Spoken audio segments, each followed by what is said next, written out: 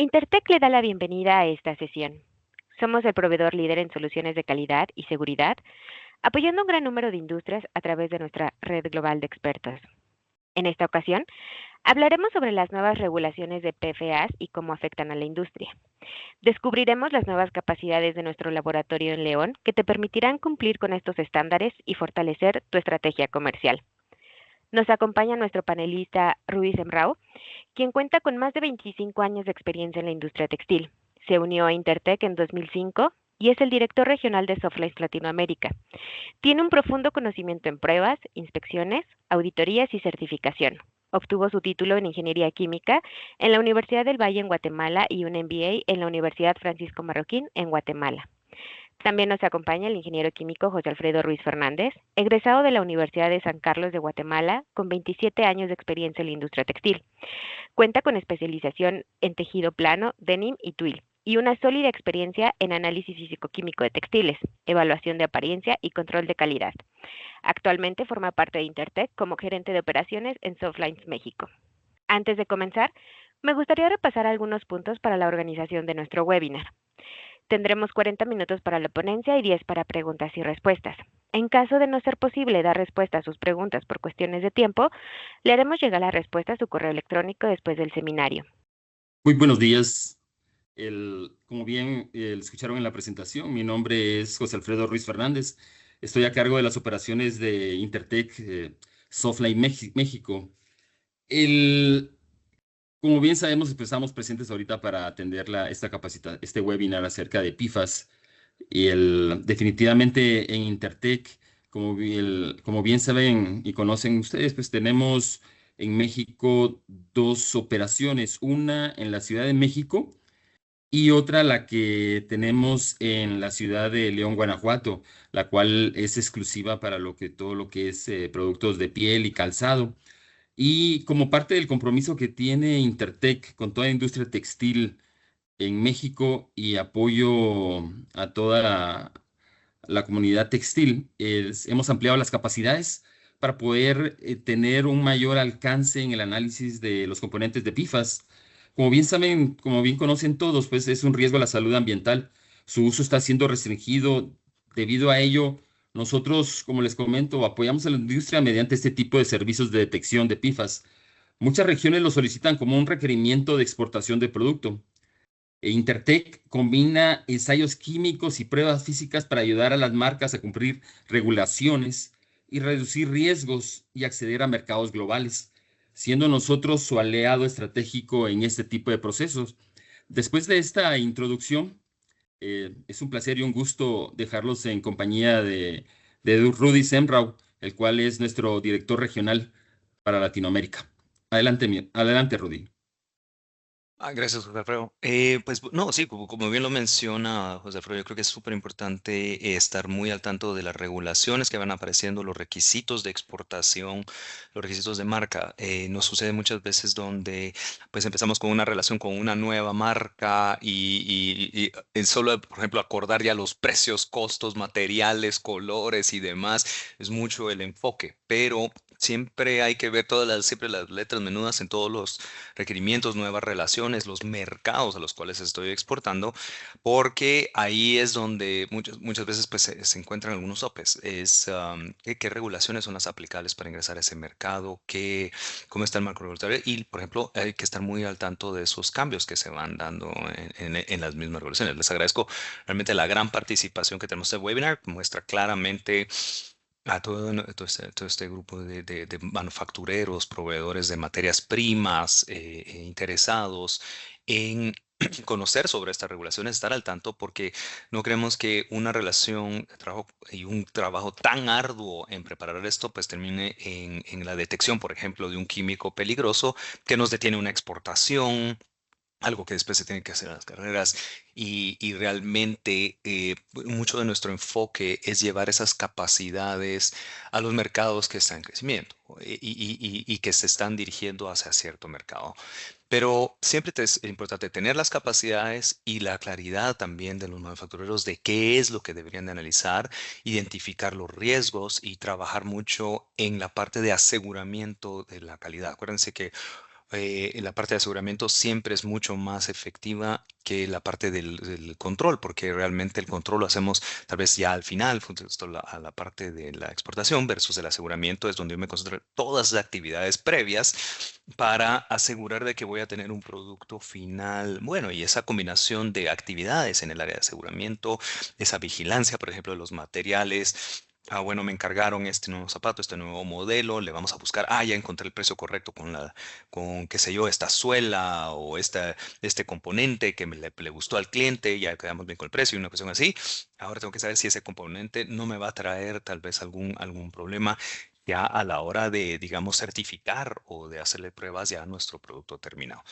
Entonces, hoy el día de hoy, pues vamos a hablar específicamente de PIFAS. Sabemos que es el entorno regulatorio y por qué estamos hablando de PIFAS. Pues como les comentaba José Alfredo y les estaba mencionando yo, pues es una nueva capacidad que nosotros agregamos en nuestro laboratorio de calzado en León. Por eso hicimos esta invitación extensiva a los manufactureros de esa área. Ya hemos hecho otras pláticas relacionadas a este tema de PIFAS. Pero es muy importante saber que tenemos la capacidad local y tenemos los expertos técnicos locales para poderles asesorar. Entonces, entremos en materia de qué son los PIFAS y por qué se ha vuelto una regulación. Desde hace un buen tiempo, la EPA, o sea, en Estados Unidos, la EPA, pues es la Agencia de Protección al Ambiente, ¿sí? Y se ha dado cuenta de un gran pico de estos químicos, de estos o compuestos químicos, perdón, que se están acumulando en las fuentes de agua, en las fuentes de agua que hay en Estados Unidos. Y esto pues se debe a un gran uso de los PIFAS. Ya vamos a aprender un poquito más qué son los PIFAS, no se me desesperen con esa parte, pero de qué son los PIFAS, pero lo que se va dando cuenta esta agencia es de que son químicos prácticamente indestructibles, son estructuras orgánicas prácticamente indestructibles que se van acumulando. Y como no se destruyen, hay varios tipos de químicos orgánicos, aquellos que pues no aguantan la luz, no aguantan la temperatura, se desbaratan y se van de las moléculas. Particularmente los PIFAS se les ha dado el nombre de los forever chemicals o los químicos de para siempre, ¿no? eh, Porque son estructuras orgánicas muy, muy resistentes y pues una vez entran al ambiente, entran al cuerpo de la persona, entran al cuerpo del animalito, y lo que sea, pues residen ahí y nos van destruyendo y eso va generando lo que se conoce como una bioacumulación. Entonces, ¿por qué es un gran problema? Porque si sigue el uso irrestricto de los PIFAS, va a continuar esa gran bioacumulación. Entonces, ¿qué son los PIFAS? Como les dije, pues uno oye la palabra PIFAS, ¿verdad? Es una abreviación del nombre completo, que son pues las sustancias perfluoroalquiladas o polifluoralquiladas. Y básicamente lo que estamos hablando son estructuras con un número de átomos de carbono completamente rodeados de átomos de flúor. Esto, pues obviamente, como se conocen de química, pues cada una de estas combinaciones de átomos va a resultar en una funcionalidad, ¿sí? Pues las terminaciones, digamos, de esta estructura principal de carbonos con flúors, pues se le va añadiendo, por ejemplo, grupos carboxilo, con fosfatos o con sulfonados para diferentes otros tipos de funcionalidades. Entonces, por ejemplo, la combinación de alguno de estos con esta principal cadena, pues le va a dar una funcionalidad de, por ejemplo, hidrofilidad de este lado, ¿sí? Hidrofilidad, pues que es afín al agua y que interactúa. Y el otro lado, que esta estructura es hidrofóbica. Entonces, lo que genera es una molécula que tiene una funcionalidad de repelencia al agua. Ser hidrofóbico es que repele el agua. Entonces, hay varios productos que se ofrecen en el mercado que, por ejemplo, ofrecen que no se pega en la superficie, por ejemplo, sartenes y materiales que utilizamos en la cocina, por ejemplo, que no se pega. Entonces, eso se logra por medio de ese tipo de repelencias que tenemos en el agua o, por ejemplo, en el área de calzado específicamente, pues necesitamos algún nivel de repelencia al agua y esa repelencia, pues entonces se consigue a veces, digamos, en pocos casos, naturalmente con los materiales o con la adición de químicos y el tratamiento con sustancias químicas que nos permiten esa repelencia al agua, al aceite, ¿sí? Entonces, cuando nosotros tenemos que ser muy vigilantes que el tipo de tratamiento que yo le voy a dar a mi componente, digamos, del calzado, no contenga, por ejemplo, estas sustancias porque rápidamente se están restringiendo por el mismo caso de que al ser estructuras muy, muy estables, el enlace este de fluorcarbono es muy, muy fuerte. Entonces, es lo que se va generando y mientras su uso va creciendo y más productos y más fábricas van generando esto, pues entonces en el mundo hay una gran cantidad de estos químicos que van a terminar en vertederos, en desechos, una cuestión así, y encuentran su forma de llegar a las fuentes de agua. Entonces, si estamos hablando de que estas estructuras químicas que se desarrollaron, se encontraron, se les encontró ese gran uso, están existiendo desde 1946, cuando empezaron a ver lo del teflón y estas situaciones. Imagínense cuántos años han pasado desde ese entonces, la proliferación de productos, la adopción de varios de estos productos, que va haciendo que esto pues esté muy disponible en el mercado de consumo y entonces y creciendo, ¿no?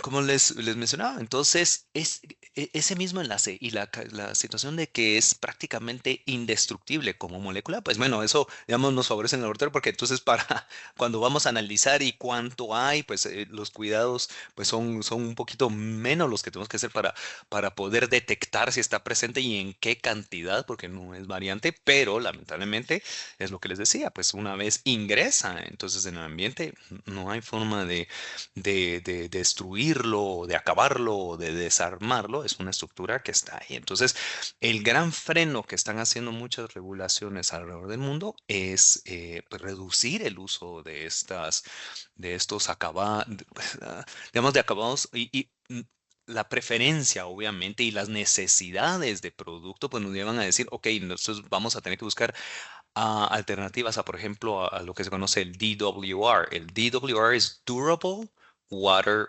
Repellency. Entonces, a veces en los manuales de los clientes vamos a encontrar, bueno, si tu producto ofrece una capacidad de DWR o DWR, ¿sí? De repelencia al agua de manera durable, ¿sí?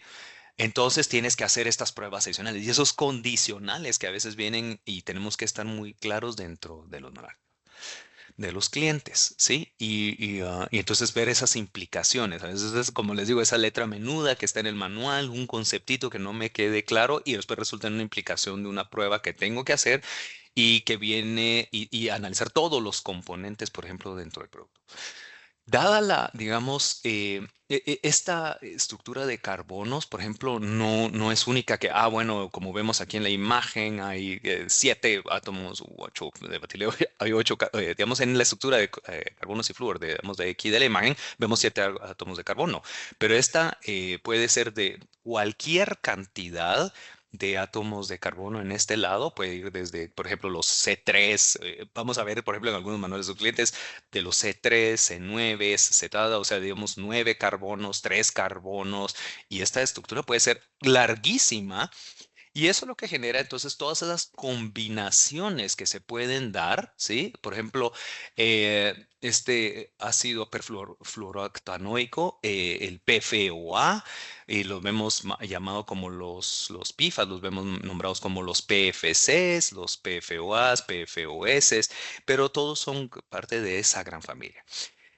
Esta habilidad, digamos que como los Legos, ¿no? De ir combinando átomos y que pueden ser de diferentes largos y estas terminaciones que vamos a hacer, entonces produce alrededor de más de 9000 tipos de químicos PIFAS. Entonces, es un poquito difícil decir, bueno, vamos a regular este específico y este otro, porque las combinaciones y los efectos específicos de estos tipos de compuestos, le vamos a llamar, digamos, al grupo padre o al grupo inicial o al grupo madre de los PIFAS, pues entonces ya luego se van las partes como los PFOS, PFAs, PFAS y va generando una gran cantidad de químicos. Pero todas esas combinaciones, permutaciones que podemos tener, entonces eso está generando 9000 tipos tipos de químicos. Claro, no venimos como laboratorio y analizamos para ver si hay uno de los 9000, pues estos ya se agrupan en estas subfamilias y se detecta en esto, pero en el laboratorio pues lo que estamos básicamente buscando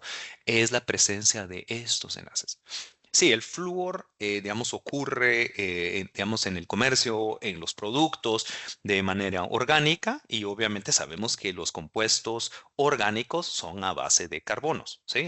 A base de átomos de carbono. Entonces, esto es una estructura orgánica, ¿sí? Una estructura orgánica, que quiere decir a base de carbono, completamente fluorada. Recuerden entonces que esto es por su capacidad hidrofóbica, lo cual ha hecho esa gran adopción en el mercado. Entonces, por ejemplo, productos como, por ejemplo, el Scotch Guard o membranas que tienen cierta repelencia, cuestiones así, a veces o en todos los casos depende obviamente del producto, depende de contener este tipo de estructuras. Entonces, ahorita, pues ahora con las regulaciones viene un tiempo ahorita donde van haciendo este tipo de reemplazos y qué vamos a hacer y un montón de cuestiones, porque hay productos pues que obviamente dependen de esta capacidad y esa promesa que le damos al consumidor de tener un DWR, una repelencia al agua durable.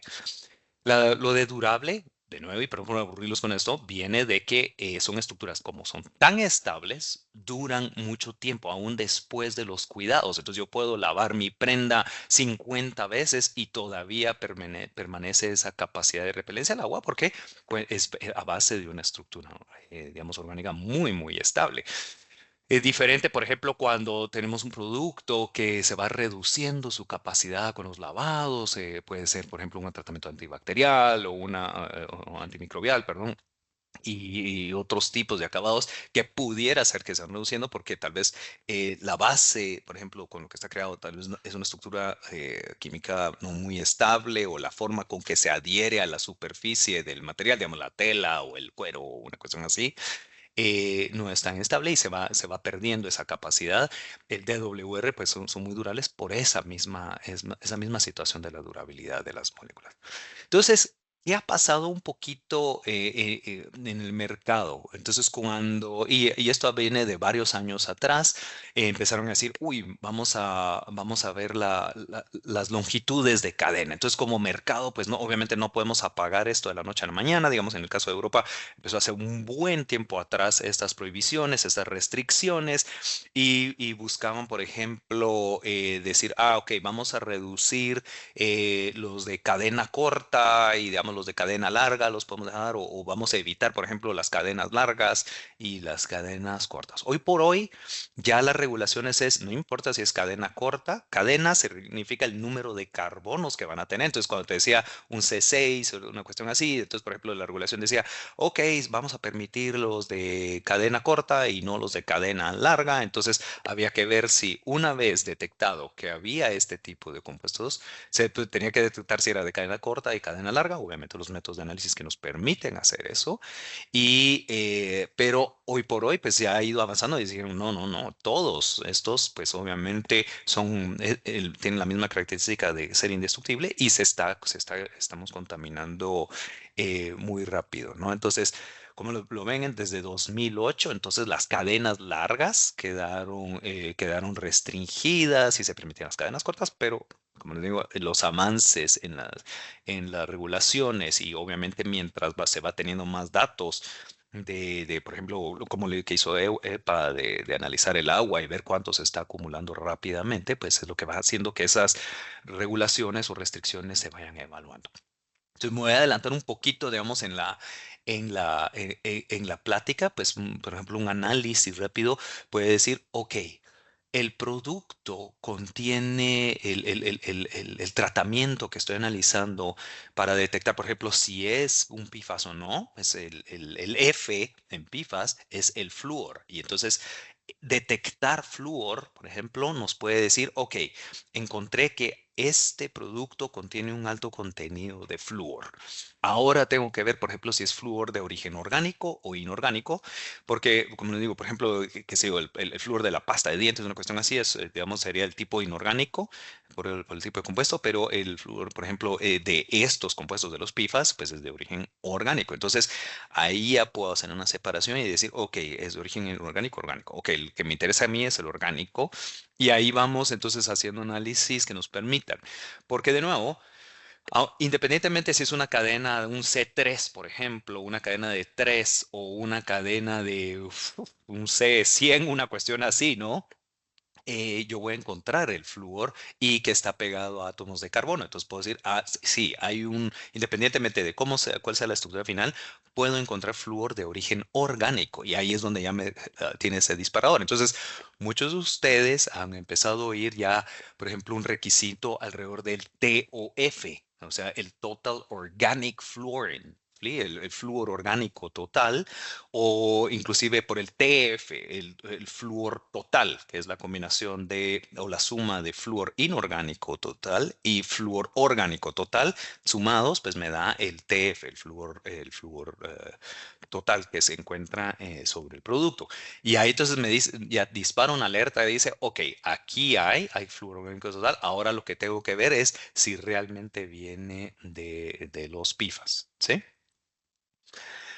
Eh, los PFAS, pues, se han encontrado y si queremos ver, digamos, en qué productos de consumo los vemos muy frecuentemente. Por ejemplo, aquí vemos los equipos de protección personal. Pues hay equipos de protección personal que tienen que contar con esa repelencia al agua, por ejemplo, al aceite, y muchos de ellos, pues, obviamente se basa en utilizar los PFAS en grandes cantidades, por ejemplo, en el producto para que tenga un alto grado de repelencia y que sea muy durable. Sí, por ejemplo, en el cuero también se utiliza pues para reducir los efectos en la superficie. Ahí, digamos, hay sprays que, sí, que esto te va a ayudar a alargar la vida porque le da repelencia al agua y perfecto, le pongo la gotita de agua y ahí queda parada hasta que se evapora. Pero ¿en qué está basada la química? Esto pues ahora sabiendo de que estos PFAS están siendo regulados, entonces textiles para el hogar. Entonces, ese uso no quiere decir que todo producto, obviamente sí o sí contiene PFAS. Eso es algo que vamos a hablar en la parte de aseguramiento y los controles que tenemos que tener y conocer muy bien el origen de esos componentes y hacer las preguntas necesarias al otro. Porque como lo he hecho en varios webinars, hay, digamos, una papa caliente. No sé si todos conocen el juego de la papa caliente. La papa caliente, pues sale una papa del horno, sale caliente, me la dan a mí y ¿qué es lo que tengo que hacer? Si me la quedo en las manos, me quemo las manos. Entonces tengo que pasar a la siguiente persona y lo tengo así hasta que en algún momento ya digamos, la papa ya se enfría, ya se puede manipular. Pero la papa caliente, digamos, ahorita salió en el sentido de se generó estas restricciones de los PFAS debido a los problemas ambientales y de la salud que están generando. Pum, apareció la papa caliente. ¿A quién se la pasaron? Ok, marca, si tú me vas a vender este producto aquí adentro de mi país, me tienes que declarar que tienes un uso intencional. ¿Cómo lo vas a hacer? Y en algunos casos es y lo desapareces. O me haces una notificación y yo te doy una aprobación para comercializar. Trámites que son bastante complejos. ¿Qué es lo que hacen muchas marcas? Bueno, entonces papa caliente se va para el manufacturero, el que hace el producto final. Recibe la papa caliente y le dice, aquí te va mi manual de cumplimiento, todos estos son los químicos que están restringidos, aquí me firmas una carta de que tú cumples con ello y no me vas a entregar un producto que no tiene esto. En muchos casos el manufacturero lo que hace es se queda con la papa caliente y se empieza a quemar las manos y bueno, llega el día de la exportación, hagámosle la batería de pruebas y bingo. Se quedó con la papa caliente y se quemó las manos. Entonces, ¿qué es pasar la papa caliente? Ok, yo voy a comprar todos estos materiales, mi BOM me lista todos estos materiales, papa caliente, yo la vengo y en vez de simplemente pasarla a una, yo vengo, la parto y empiezo. Señores, ok, todos estos componentes son los necesarios, necesito que me certifiques que ninguno de estos componentes tiene, por ejemplo, estas sustancias restringidas, te basas en análisis, yo como manufacturero voy a tener que hacer una prueba final del producto. y no quiero que me salte un problema el viernes a las 4 de la tarde cuando nadie me contesta, de que tengo, por ejemplo, un químico restringido de la lista que ya me compartió mi cliente y que no me va a dejar exportar. Entonces, la papa caliente es conocer cuáles son las regulaciones, cuáles son los requisitos de mi cliente, cómo me voy a soportar con mis proveedores de materiales para que, y ahí ven, ya se está relacionando con la parte de aseguramiento de calidad, porque es cuando yo comunico y trabajo con mi cadena de suministro, entonces estoy dividiendo la papa caliente para con cada uno de ellos y ellos tal vez tienen que ir para atrás con su formulador o una cuestión así para buscar que no se esté introduciendo estos materiales, ¿sí?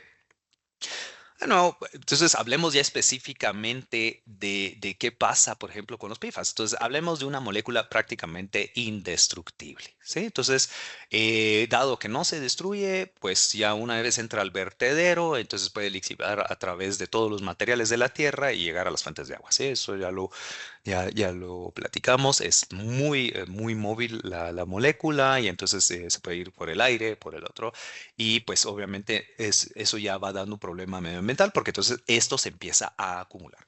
La bioacumulación es, por ejemplo, si nosotros vemos esa cadena alimenticia y obviamente este pequeño animalito lo encuentra en el agua donde está nadando y lo está absorbiendo, pues obviamente su cuerpo y todo se empieza a llenar de esto, viene el pescadito más grande, se lo come y así es donde llega de repente hasta el consumo humano y ya estamos consumiendo una gran parte. Por ejemplo, muy similar con el problema ese que han leído tal vez ustedes de la parte de los microplásticos que se están volviendo y se escuchó mucho y aquel gran repunte que tuvimos durante la pandemia por aquellas grandes cantidades de mascarillas, por ejemplo, hechas de fibras sueltas y cuestiones así que terminan en el agua. Entonces, muy importante entender qué es la bioacumulación. ¿Cuáles son, por ejemplo, los efectos negativos que tienen en cuanto a la exposición humana? Pues un aumento del nivel de los colesteroles, el impacto en los pesos al nacer de los bebés, o sea, ya son efectos que se puede ver inclusive en la gestación, por ejemplo, de un bebé, por pues obviamente la cantidad que pueda tener la madre y los productos que va consumiendo y que esté expuestos, reducción en los sistemas inmunológicos.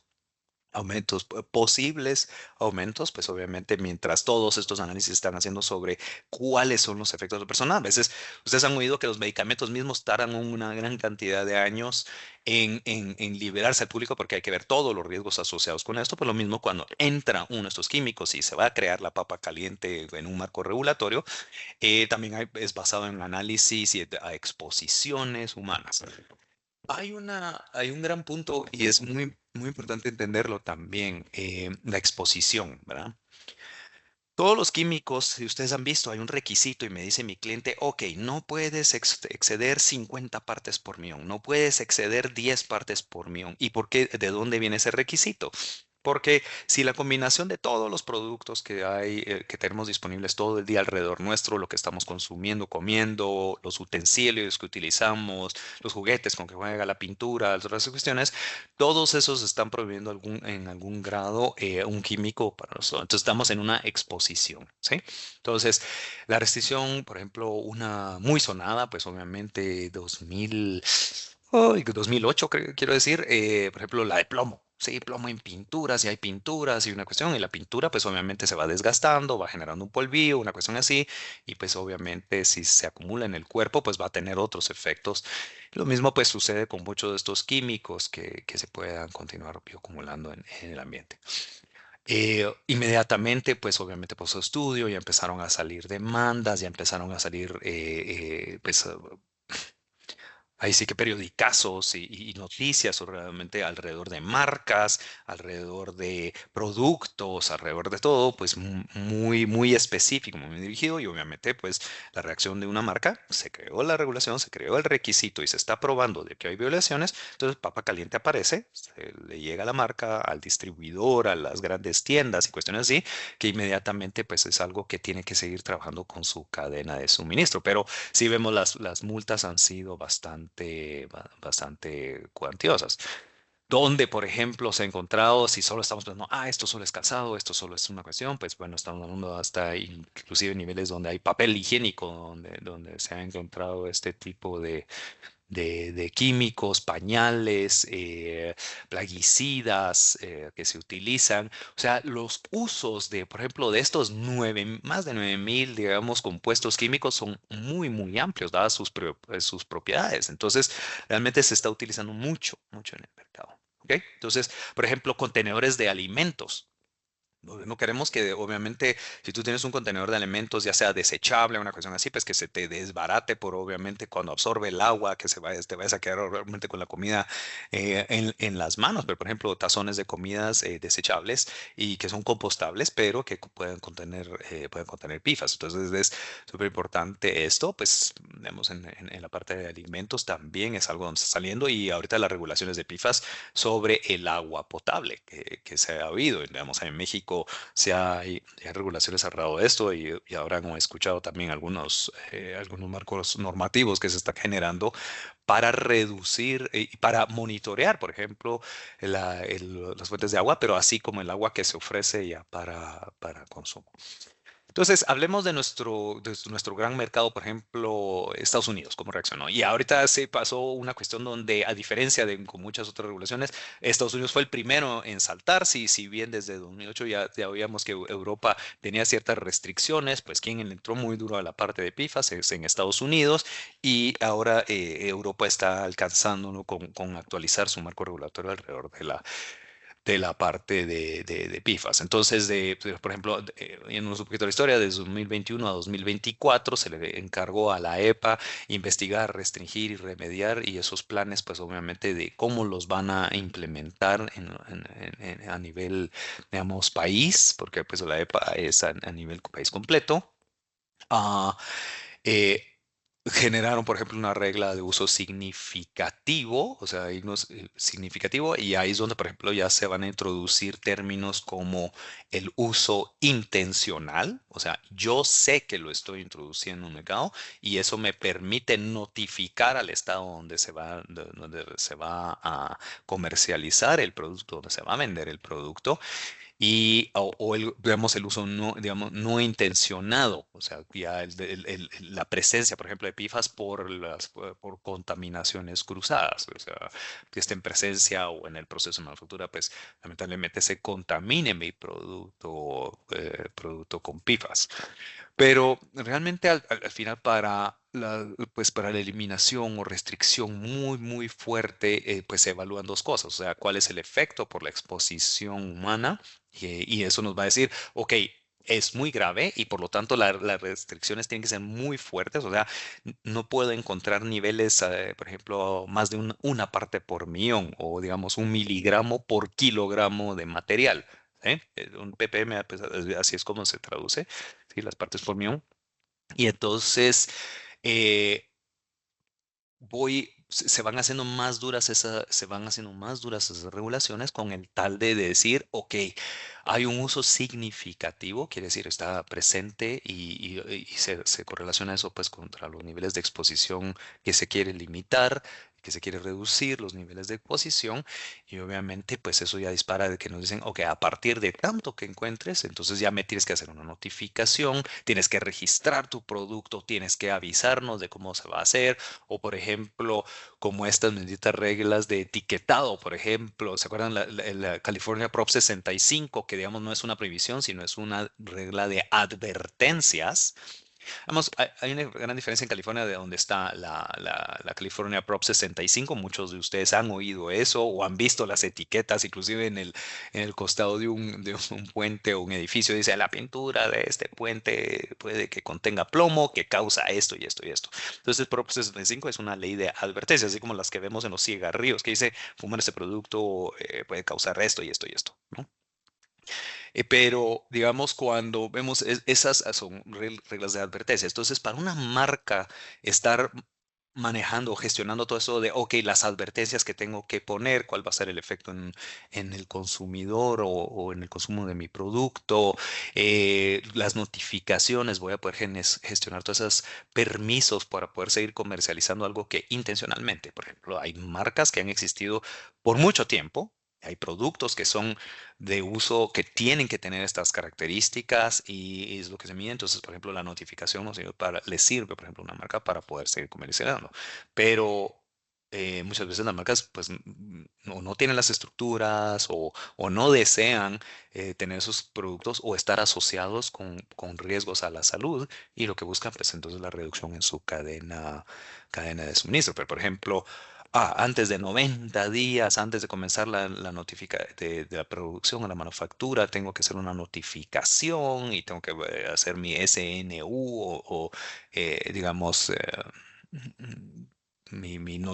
pues el aviso que le tengo que hacer al Estado, pues es algo que no se meten. Entonces, por lo tanto, pues se pasa esa papa caliente diciendo esto está prohibido y esto está restringido. Como les decía, la California Prop 65, para aquellos que la conocen, pues es una regla donde es de advertencias, fallo a tener, a advertir, lo que genera es, por ejemplo, si alguien, digamos, un producto, una, digamos, entidad de protección al consumidor y aparecen muchas entidades, por ejemplo, en California, que se pasan analizando productos todo el tiempo para ver qué riesgos tienen y genera, por ejemplo, una demanda y eso se conocen como los 60-day notices o las notificaciones de 60 días que le dan a una marca y le dicen, ok, mira, Bingo, encontré que tu producto contiene plomo y por lo tanto pues tienes 60 días o para retirarlo, etiquetarlo o hacer algo, pero y aquí está.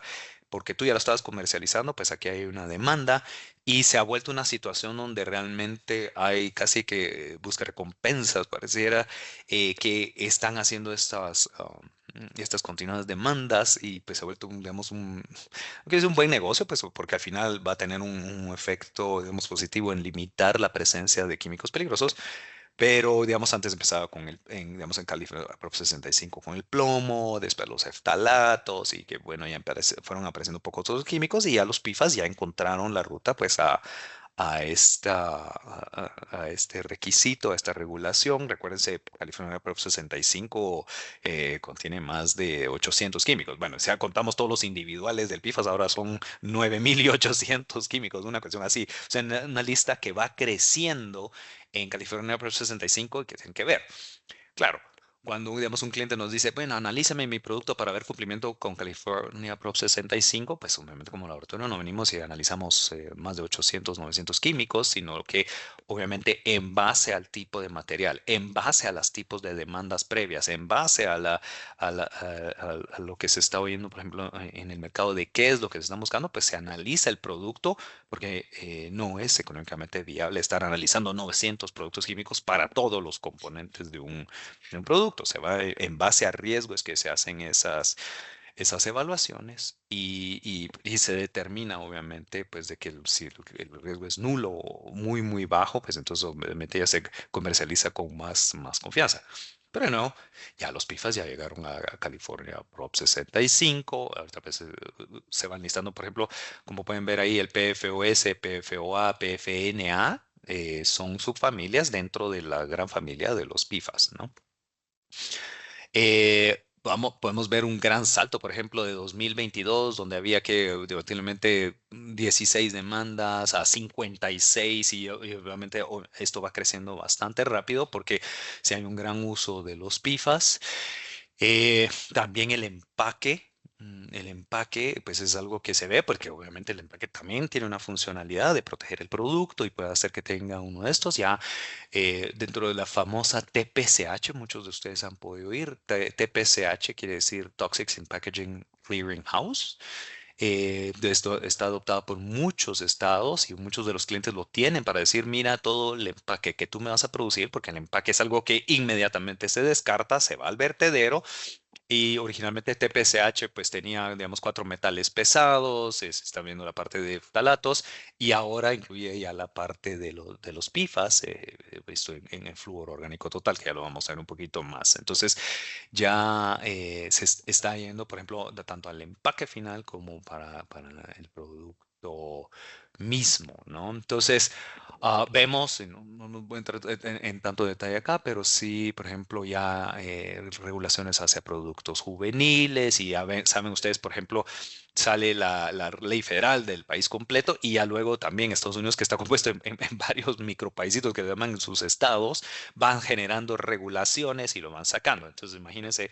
el manejo de todas las regulaciones internas dentro de Estados Unidos para una marca que distribuye allá, pues prácticamente todo ese manejo lo van viendo a decir, mira, yo no quiero ver este químico presente en mi producto porque esa gestión, por ejemplo, de todos estos diferentes reglas que están saliendo y cuando entran en vigor y demás, es bastante complejo, pero sí podemos ver que aparte, pues, obviamente de esos requisitos, no hay, por ejemplo, una regla federal dentro de Estados Unidos que diga, sí, el PFAS está prohibido, pero sí la industria se está moviendo hacia ese cumplimiento de todas las estatales, ¿sí? Que hay ahorita.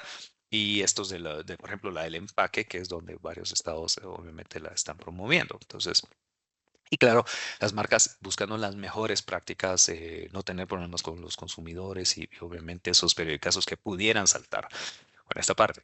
Una muy, muy importante es la AB 1817 de California. Esta realmente yo creo que es una de las que llevó la prueba de TOF. Apuntes eso ahí, ya vamos a abundar un poquito más de esta prueba de TOF. La llevó al estrellato. Ahí es donde saltó por primera vez. Bueno, Estados Unidos, yo no me voy a hacer bolas con a analizar todos los familias y subfamilias y los compuestos orgánicos individuales y ver los límites. Yo lo que me voy a ir es, si tiene flúor orgánico total, no puede exceder, por ejemplo, hasta primero de enero, digamos perdón, hasta primero de enero de 2026 o de 2027, ahí lo vemos, o sea, no puede exceder de 100 partes por millón, ¿sí?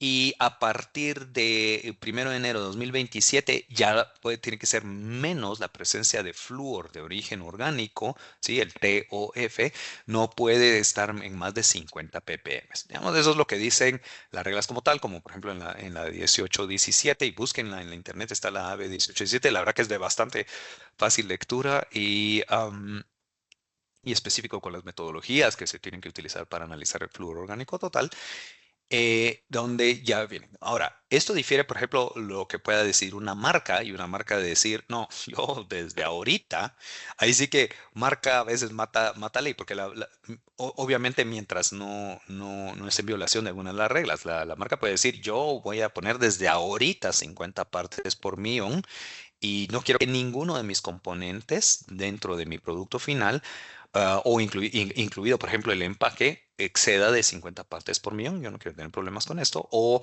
por ejemplo, inclusive hemos visto marcas donde dicen, yo no quiero que se exceda de 20 partes por millón. Ahí vamos a entender por qué el 20 es importante, ¿sí? Pero es muy, muy importante relacionar estos, digamos, partes por millón de qué significan y a cuál otro. Pero la AB 1817 pues se va a flúor orgánico total. Es la presencia de flúor que está pegado a compuestos orgánicos, compuestos con carbonos, ¿sí?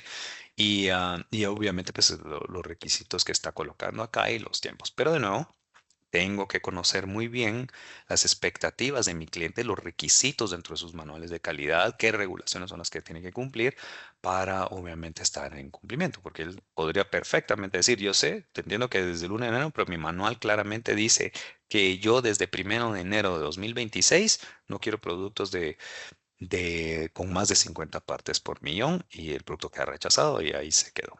¿Sí?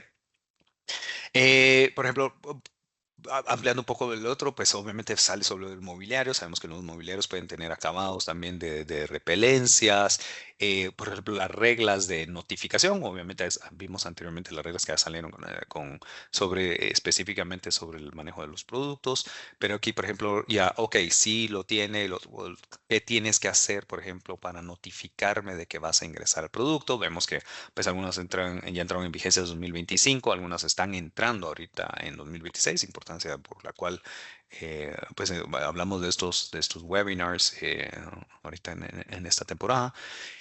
Y por ejemplo, bueno, ven que el marco regulatorio por estado es un marco pues, relativamente complejo. Entonces pueden entender por qué una marca va a poner restricciones bastante duras, que por qué está actuando con tanto tiempo.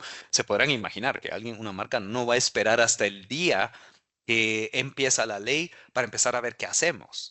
Empiezan a poner las restricciones, las regulaciones digamos, más estrictas, tal vez mucho tiempo antes, porque ese tiempo de que se adapte la cadena, encuentre el sustituto, encuentre ese trabajo, pues toma un gran tiempo. ¿no? Entonces, bueno, la progresión, pues como lo vemos, ya tenemos los requisitos, en 2025 se crearon todas estas reglas de notificaciones, todas esas reglas ya esas restricciones sobre la presencia.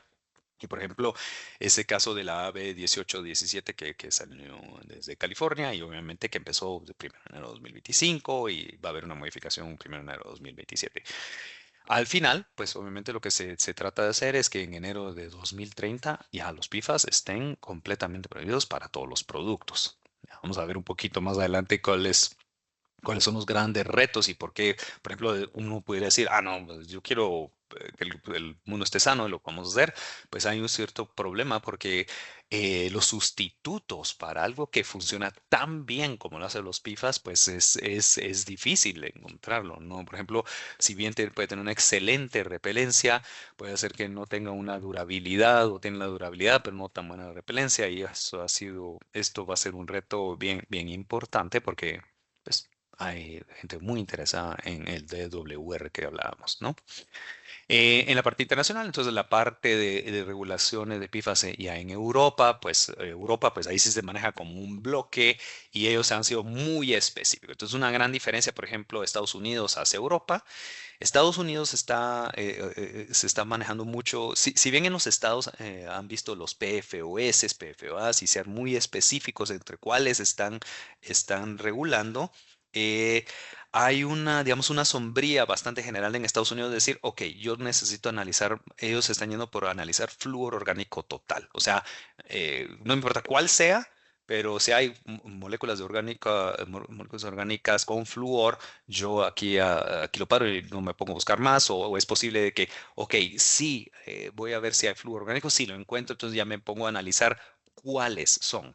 Europa es, digamos, bastante más específico, ahí utilizan lo que se llama, digamos, ahí lo pueden encontrar en los manuales o en las conversaciones, obviamente, con los clientes, como el Targeted PFAS, el Targeted, o digamos que está apuntalando o que va específicamente a uno, pues ellos se van al Targeted PFAS, que es analizar de una vez los PFAS, ¿sí? Entonces hablemos de que, por ejemplo, en términos de métodos y cuestiones, y lo vamos a hablar un poquito más adelante, pues hay métodos para analizar el TOF específicamente, solo viendo de que haya moléculas con flúor orgánico total, o en el caso, por ejemplo, de Europa, yéndose muy específicamente a cuáles son los tipos de PFAS. Entonces, por ejemplo, si me pusieron atención, le vamos a jalar a alguien del público ahorita para que nos responda, pero por ejemplo, bueno, hay regulación específica sobre los C9, C14, por ejemplo, que entró en vigor desde el F25, F23, y entonces todos estos compuestos y sus sales, porque acuérdense que era esa gran cadenota pegada con algo más al final de su estructura, y eso es lo que va generando esas sales. O sustancias relacionadas, entonces ya tiene, por ejemplo, del REACH, dentro del REACH, tal vez muchos de ustedes han oído de qué es el REACH, y que es obviamente ese gran listado de sustancias restringidas que se tiene que notificar antes de entrar, y dentro del REACH nace lo que conocemos como los SVHCs o Substances of Very High Concern, o en español sería sustancias de alto, susto, o un término así, pero que realmente que le quieren poner mucho énfasis a eso. Entonces los SBHCs, por ejemplo, ya tienen un requisito de decir, ok, si te vas a exceder de esto, no lo puedes comercializar. Cualquier otra cosa que no esté en los SBHCs y esté dentro del REACH requiere una notificación y un permiso para poner por. Pero esa gran diferencia de irse estoy buscando moléculas específicas o estructuras específicas versus, por ejemplo, estoy buscando flúor orgánico total, pues es muy importante esa diferenciación que tenemos acá. Europa, de nuevo, también muy similar. Entonces ya la restricción ver 2026, 2027 a tener, obviamente ha pasado un gran periodo de consultas, análisis, ok, ya teníamos restringidos las cadenas largas y estábamos permitiendo las cadenas cortas y permitir a la industria poder encontrar realmente esos sustitutos que poder hacer, pero ya pues Europa pues ven ese horizonte de Estados Unidos donde 2030 pues este está bien agresivo, 2026, 2027, y entonces vemos mucha presión de esas marcas internacionales sobre esta situación de los PFAS y por qué se ha vuelto algo de mucha relevancia. Entonces, ¿dónde puede terminar en 2027? Pues una prohibición total, u opción 2, pues viendo cómo se resuelve, es buscan límites como 25 ppbs basado en el PFAS dirigido o el targeted PFAS. Teníamos en el análisis de buscar dentro de todos los tipos de subfamilias cuál está presente y que no se exceda, por ejemplo, 25 partes por billón. ¿Sí? Entonces, ¿se acuerdan? ppm era miligramos por kilogramo, y aquí estamos hablando de microgramos por kilogramo. Entonces son un límite casi 1000 veces más pequeño, ¿sí? Y eso es un montón. O sea, estoy buscando cantidades muy, muy bajas. Entonces, ¿cuál es la implicación de esto? Oye, hasta contaminaciones cruzadas, por ejemplo, pudieran disparar esta parte. ¿Ok?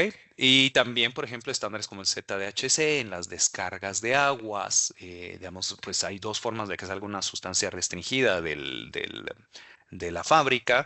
Puede estar, el químico peligroso puede estar o pegado al producto o también en sus descargas y salidas, digamos, entre la basura de su excedente o dentro del agua de proceso que tenemos. Entonces, por ejemplo, estándares como el ZDHC ya incluye a los PFAS y se están midiendo los PFAS en el agua de salida. Entonces, cuando nosotros como Intertech ofrecemos ese servicio de las evaluaciones ambientales a las fábricas y se lo están viendo muchas marcas a estos proveedores, ver que también no están contaminando o que, bueno, no salió en el producto, pero muy probablemente está saliendo entonces en las descargas líquidas de la empresa. Entonces nosotros, como Intertech México, por ejemplo, atendemos muchísimas fábricas en México haciendo estos análisis de ZDHC y, por ejemplo, dentro de esto se incluye ya los PFAS. Entonces, muy importante, digamos, dentro de los conceptos donde hemos hablado, por ejemplo, ese uso intencional o el no intencional o contaminaciones cruzadas, donde, por ejemplo, ok, yo no intencionalmente le introduje los PFAS, sino, bueno, encontré una bonita capellada o una suela o un componente y se lo coloqué y se lo puse ahí, pero bueno, contenía PFAS, por ejemplo. Ok, no conocía yo, por ejemplo, el origen de mi producto. La contaminación, por ejemplo, intencional es, ok, yo ya sé que esto contiene PFAS, lo necesita el producto, entonces por lo tanto se lo estoy añadiendo, pues eso ya es algo donde, ok, tú quieres que tenga esta funcionalidad, tú quieres que esto, este es el material que tengo y esto es, te aviso, marca, y eso es intencional y bien sabido y muy tratable con una marca, pero obviamente ven que hay muchas restricciones alrededor de lo de los PFAS. Y la contaminación cruzada es, digamos, por ejemplo, yo estoy lavando, por ejemplo, qué sé yo, las prendas o lo que sea, estoy acabando y voy a una lavandería donde están lavando de todos tipos de productos, por ejemplo, ¿sí? Y o una tintorería o lo que sea. Y en su proceso hay productos que tienen ellos que tienen que llevar el DWR, pero ¿se acuerdan? Las moléculas estas son muy persistentes, muy indestructibles y se pueden quedar un largo tiempo en el proceso, queda contaminada la máquina, entonces ya la siguiente tela que, digamos, no requiere DWR puede ser que tenga alguna contaminación de los químicos que están en DWR. Y si yo estoy buscando 25 partes por billón, ¿sí? Ahí es donde puede saltar el problema. Entonces hay una gran diferencia entre contaminación intencional, digamos, el uso intencional, no debería ser contaminación, debería ser el uso intencional, el uso, digamos, la contaminación no intencional. Compré un componente, no sabía de qué traía y se lo puse y trae el PFAS. O las contaminaciones cruzadas, que es yo no tengo control fuerte sobre mi proceso de producción y expongo a mi producto y pueda quedar completamente contaminado. Entonces, sí es un llamado a conocer muy bien el origen de mis componentes, entender bien los controles que tengo que poner en mi proceso de manufactura y saber bien cuál es esa funcionalidad que está pidiendo mi cliente y si requiere digamos, esta funcionalidad, cómo se va a lograr para obviamente tener esas pláticas. Entonces, en resumen, pues sí es bien importante. Ahora, rápidamente, ¿qué hacemos dentro del laboratorio? Pues obviamente hay una gran división, por ejemplo, ahorita. Entonces, ¿se acuerdan que Estados Unidos se está basando mucho en la medición de flúor total o flúor orgánico total? Hay dos metodologías, la EN 14582 o la ASTM 7359. En León, en León, Guanajuato, ya tenemos el equipo para poder hacer la ASTM de 7359. Por ejemplo, antes teníamos unos tiempos muy largos de subcontratación y que se iba al Asia o se iba para Guatemala o se iba para otro lado para hacer la prueba. Ya la podemos hacer localmente y los tiempos se han reducido significativamente. Eso nos ayuda, por ejemplo, por mucho para, obviamente, una correcta selección de materiales, una gran invitación a no basarse simplemente en la prueba en el producto terminado, sino empezar a hacer pruebas de aseguramiento de calidad desde los componentes, porque esto, pues, como es persistente, puede venir. Ahora bien, si por ejemplo ya es un spray final que yo se lo pongo al producto porque me da la repelencia y entonces ya terminé todo el material y nada de esto viene, pues obviamente hay que entender el origen de ese spray, por ejemplo, o ese acabado o ese, qué sé yo, veamos, barniz, por ejemplo, que tiene esta propiedad especial si no tiene eso, esos químicos. Entonces yo podría enfocar mi análisis hacia eso, a ese producto químico que me está dando una funcionalidad, por ejemplo, de repelencia. ¿Sí? Entonces no los voy a aburrir tanto, pero por ejemplo, ¿recuerdan que les mencioné el 20 partes por millón de flúor orgánico total? Es porque esas metodologías que ven ahí arriba, la 7359, puede ver hasta 20 partes por millón de flúor. Muy diferente hablar, por ejemplo, como las 10 a 100 ppb que ven del lado derecho de los PFAS específicos, pues ahí estoy buscando moléculas específicas de flúor. Total, por ejemplo, voy a agarrar de todo lo que haya, de toda la mezcla de químicos o diferencias y voy a ver. Entonces, sí hay una alta correlación donde, por ejemplo, yo puedo analizar el TOF, si estoy abajo de las 20 partes por millón, es muy poco probable que pueda encontrar los PFAS en las cantidades tan bajas que se ve allá. Y entonces, por eso es que la gran mayoría de clientes lo que nos dicen es, ok, hazle un TOF. Y si me da positivo el TOF, digamos arriba de 20 o arriba de 50 o arriba de 100, ya procede a un análisis, el Targeted PFAS, que ya es, por ejemplo, la 17681 que vemos ahí arriba. La guión 1, por ejemplo, ya va en su versión 2025. Eso es bien importante notarlo. Hubo, igual que, por ejemplo, como estamos hablando de la evolución de las metodologías de prueba, también van teniendo su evolución porque se están agregando grupos químicos. Había alguna situación ahí, pues, con un método que requiera, y entonces en 2025 ya salió la 17681. Muy importante conocer las capacidades y los alcances. En el manual del cliente van a ver donde dice, ah, no, yo solo necesito un laboratorio que pueda hacer la versión 2025. Son equipos muy distintos de análisis, pero hay que tener muy claro, por ejemplo, que estos son los de flúor orgánico total. Y, por ejemplo, mercado de Estados Unidos podría basarme en esto y obviamente hay que conocer los requisitos de cliente. De nuevo, puede ser que haya reglas dentro de mi cliente que me dice, si me da positivo tienes que hacer el Targeted PFAS que se basa en esto. Europa se ha ido mucho a irse directo a esto sin pasar por esta etapa. Ahora, hay una gran diferencia, por ejemplo, en costos y precios de prueba. Por ejemplo, cuesta la tercera parte de lo que cuesta este Targeted PFAS y por lo tanto, en términos económicos, pues prefieren monitorear esto primero y después pasarse al Targeted PFAS si tienes positivos. A la parte de precios ahí, vayan a hacerle la manita de puerco a José Alfredo. Ah, muy importante, ¿verdad? Entonces, la diferencia entre flúor orgánico total y flúor total. Por ejemplo, alguien puede y me reporta flúor total, ¿sí? Pero como sabemos, los PFAS son de flúor orgánico total. Entonces, hay muchos clientes que sí nos dicen, ok, repórtame TF o el flúor total y luego ya me lo partes en flúor inorgánico total o flúor orgánico. Y hay clientes que simplemente dicen, a mí solo repórtame el TOF. No me importa el flúor inorgánico. Esto es, pues, por ejemplo, no está relacionado a nada de estos de los PFAS porque no es de origen orgánico. ¿Ok? Químicas alternativas, pues obviamente ahora el mercado está saliendo y buscando, ok, ¿cuál es la alternativa a los PFAS? Es una complicación por el tema durabilidad, ya lo hablamos bastante. el que no atraiga suciedades, que tenga esa parte hidrofóbica, esa hidrofílica, perdón. El tiempo, la capacidad, estos, pues, PFAS va a ser bastante difícil reemplazarlo porque sí tiene una gran capacidad de repelencia y una durabilidad muy fuerte. Pues se está tratando obviamente con hidrocarburos, siliconas, poliuretano, nanomateriales, acrilatos, para buscar estos que están tratando.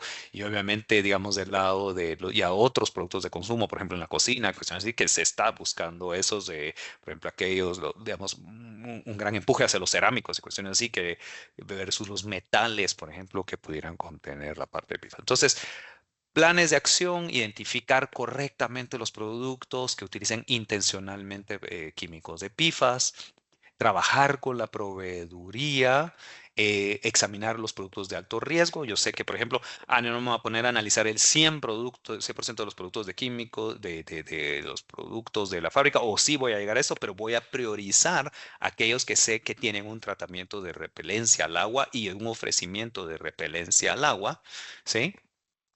Trabajar con las fábricas, los proveedores, mi proveeduría, para saber de que si ya lo encontré, cuestiones y cuáles van a ser las químicas alternativas de esos reemplazos. Trabajar mucho también con la proveeduría porque lo que va a generar son, por ejemplo, requisitos adicionales por ejemplo, sobre la prioridad en cuanto a la parte de cumplimiento. Por ejemplo, muchas marcas quieren que toda tu cadena de suministro esté en cumplimiento y que no encontrar, sí, la textilera que estás utilizando o este proveedor está descartando al agua todo esto y dentro de todo esto que descarta, pues hay unos grandes riesgos, ¿no? Y pues bueno, esta es la plática que quería darles. Gracias por el tiempo. Pasamos una breve sesión de preguntas y respuestas.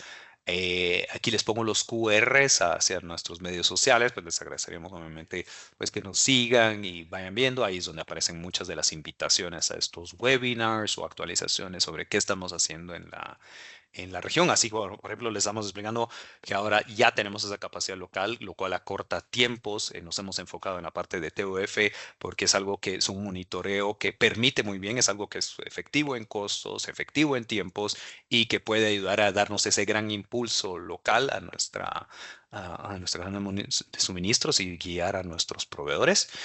Y pues por último, aquí les dejo los correos, por ejemplo, donde nos pudieran mandar preguntas adicionales, consultas, infolatam@intertech, pues ya nos llega a nosotros, pero por ejemplo, hay cuestiones ya muy puntuales, por ejemplo, José Alfredo Ruiz, quien es nuestro gerente de Softlines en México, pues puede atenderles o yo quedo a la disposición de ustedes. Entonces, Dianita, no sé si tenemos algunas preguntas y disculpen, ya me comí bastante del tiempo. Estoy algo hablador el día de hoy, pero espero que esta información les haya sido de mucha utilidad. Muchas gracias, Rudy. En efecto, daremos paso a las preguntas en el chat. Hemos colocado 2 breves encuestas, una para saber de qué otros temas les gustaría que habláramos en nuestros webinars y una más para saber qué les pareció esta sesión. Y bueno, la pregunta es de Claudia Gutiérrez y nos dice, una consulta, ¿el contacto con superficies de teflón pueden llegar a contaminar un producto? Ah, Muy buena pregunta. Mira, por ejemplo, cuando empezó a salir la parte de PFAS y todo el mundo decía, bueno, ¿y qué contiene PFAS? Porque no se estaba buscando solo los intencionalmente utilizados, sino también qué podía ser contaminaciones. No te puedes imaginar, por ejemplo, las tablas de serigrafía, por ejemplo, que tienen un spray para que no se pegue la prenda. Entonces había que analizar inclusive los sprays que se estaban utilizando ahí, porque obviamente tienen digamos, una funcionalidad de non-stick y hubo muchos análisis sobre